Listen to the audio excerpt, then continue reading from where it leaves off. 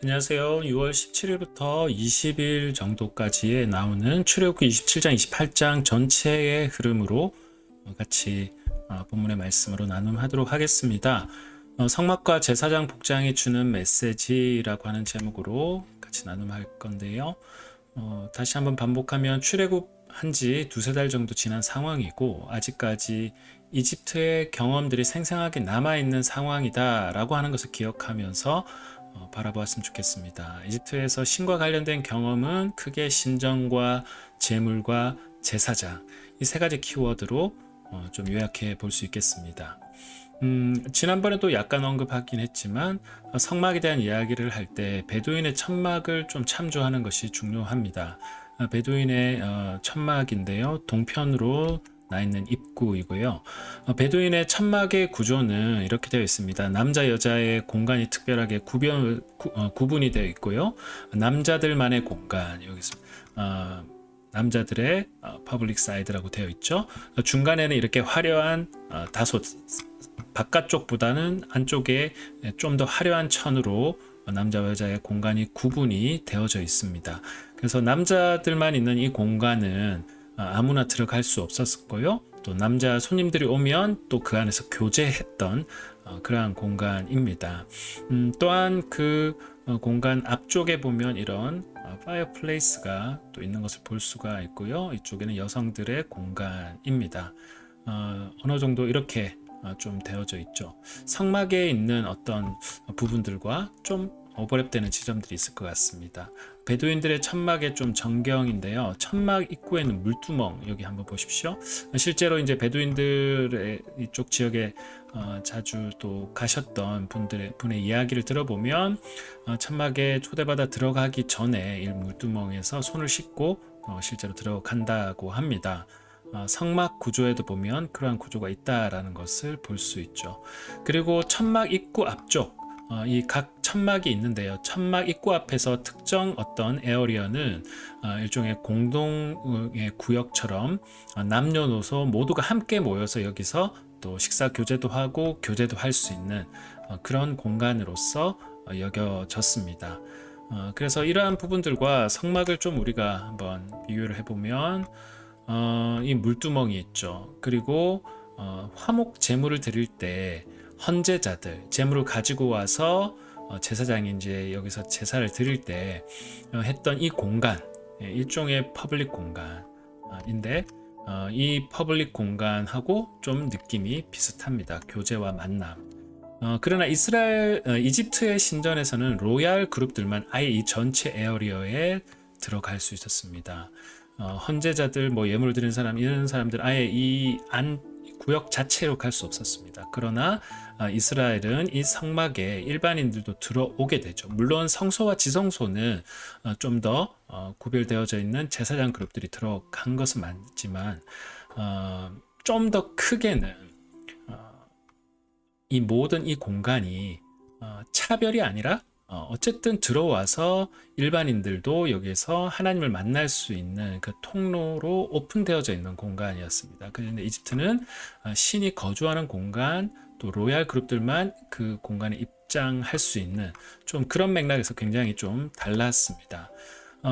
지난번에도 이야기했지만 출애굽기 19장 하나님은 이스라엘 백성들 전체를 소유로 제사장 나라로 거룩한 백성으로 이들 전체 존재 자체가 하나님의 거룩한 백성으로 부르셨습니다. 그래서 그들은 하나님을 만날 수 있는 이 문이 열려져 있었죠. 뭐 이것이 더 발전된 개념으로 예수 그리스도를 통해서는 이제 지성소로 바로 들어간다라고 하는 이 이야기까지도 또 나중에 더 발전되게 됩니다. 어쨌든 이집트와는 철저하게 달랐던 것은 이집트는 폐쇄적인 어떤 그런 것이었다면 이스라엘은 헌제자들이 여기서 실제로 제물도 드리고 또 손을 얹고 하는 이런 모든 제사에 참여하는 적극적인 과정이 있었고 또 화목제를 드릴 때는 이 에어리어에서 또 교제도 했다라고 하는 점에서 볼 때 분명하게 이스라엘과 다릅니다. 다시 말했던 이 부분들을 좀 한 번 더 참조하셔서 이걸 보시면 좋을 것 같고요.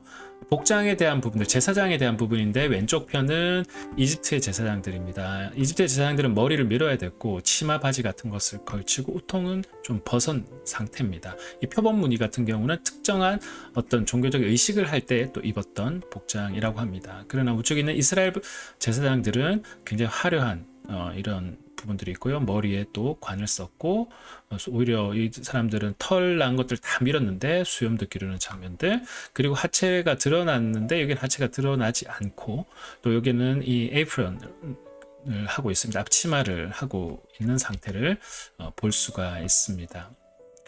근데 이거 이스라엘 제사장의 특징적인 이 장면은 분명히 이집트 제사장과 차이가 나는데 한 가지를 좀 더 생각해 볼 것은 이집트 파라오만 했던 복장 중에 몇 개가 있습니다. 머리에 쓰는 것, 이 파라오 그리고 로얄 에이프런이라고 해서 이 화려한 이 앞치마를 했습니다. 근데 이집트 제사장에 이게 없었어요. 근데 파라오들만이 했던 이 모자 자체도 일종의 계급과 상관이 있었던 것이죠. 그러나 이 로얄 에이프런과 같은 이런 에이프런을 이스라엘 제사장들은 했다라고 하는 것, 그리고 파로만 했던 이 머리에 쓰는 것을 또한 했다라고 하는 것을 볼 때 이스라엘 제사장은 어떻게 보면 하나님 파라오와 같은 그 위상을 가지고 있는 그러한 존재였다라고 하는 것을 어느 정도 여기서 상기시켜 줍니다. 그러나 앞에서 다시 한번 이야기했지만 이것이 제사장이 근본적으로 다른 존재론적으로 다르다라는 의미는 아닙니다. 왜냐하면 이 백성 전체가 거룩한 하나님의 백성으로 부르셨기 때문이죠.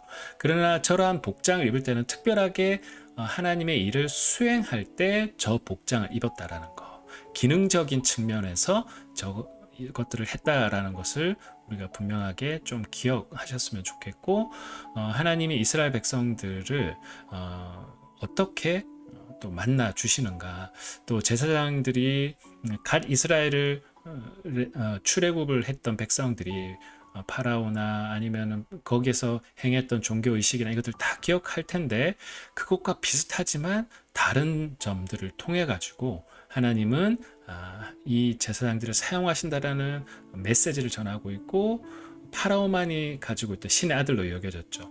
그 어떤 파라오만에게만 볼 수 있었던 그런 복장들이 제사장에게도 오버랩되는 장면을 통해서 하나님이 이 제사장들을 통해서 일하신다, 신적인 어떤 하나님이 뭔가 역사를 일으키신다라고 하는 메시지를 또한 주고 있습니다. 그러나 그것이 제사장은 특별한 다른 존재가 아니라 함께 거룩한 백성으로 부름받는 백성이고, 그렇지만 특별한 새로운 기능들, 하나님 앞과 사람들 사이에 또한 중재하는 특별한 기능을 했던 분명히 구별된 또 사람이었다라고 하는 것은 또 계속 따라오는 메시지입니다. 우리가 두 가지를 좀 묵상하면 좋겠는데, 성막의 기능이 만남의 교제가 강하게 담겨져 있다는 것은 우리의 신앙생활에 어떤 메시지가 있을까? 이집트와 이스라엘의 이 구조가 좀 달랐다라는 거, 그리고 복장을 통해서 주는 메시지가 분명하게 있습니다. 그것은 오늘날 여전히 유효한가? 오늘날 우리는 그것을 어떻게 적용할 수 있을까? 이스라엘은 하나님 존재 자체가 하나님이 부르셨기 때문에 거룩한 백성이다라고 하는 분명한 출애굽기 19장의 메시지가 있죠. 그러나 그럼에도 불구하고 복장이 다르다라고 하는 것은 너와 나는 다른 존재다라고 하는 메시지라기보다는 분명하게 하나님의 일을 할 때에 그 구별된 복장을 통해 가지고 특별한 메시지를 전하고 있다. 복장을 통해서만 주는 하나님의 그 메시지가 있었다라는 점에서 볼 때 오늘날 우리가 이 복장이라고 하는 것에 대해서 너무 간과하지 않았으면 좋겠다라는 생각들도 한번 했으면 좋겠고, 그러한 것을 어떻게 좀 오늘날 살릴 수 있을까라는 것도 한번 고민하시는 시간 되셨으면 좋겠습니다.